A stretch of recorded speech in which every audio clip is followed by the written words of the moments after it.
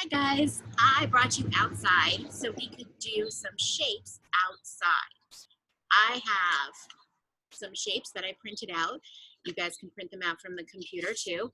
And then I have some things that I found in my yard and around my house. And if you go out on a walk, you guys can find some stuff. I just had rocks and some sticks and even some long pieces of grass, okay? So, first one, I happened to find this really cool rock, this one right here, that actually looks like a heart. Look at that.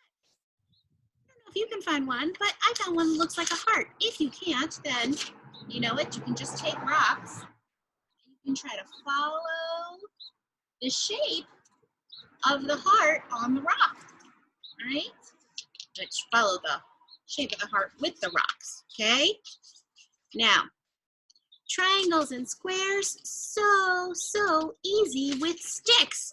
So triangles too, but here's my rectangle, and here's my triangle, all right? And here's my square. Okay, again, you can help figure out what they should look like. So I'm gonna take my sticks. I need 4 of them. Take 4 that are pretty much all the same size. I can make a square. Ready? I'm gonna take my square. I'm gonna make 1, 2, 3, 4. I try to make them all even. I'll get a square. If I make 2 of them long like this, and then maybe I'll take my grass, all right? And I'll put my grass down.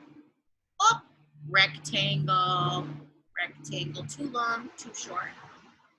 I can also take my sticks, super easy, make a triangle, all right? 1, 2, 3, triangle, all right? Super easy. You can use really big sticks too if you want.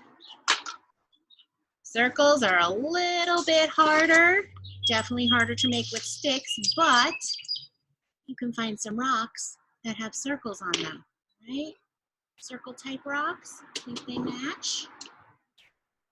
All right, so I want you to report back on the things that you find and what shapes you made with your nature items. See you next time.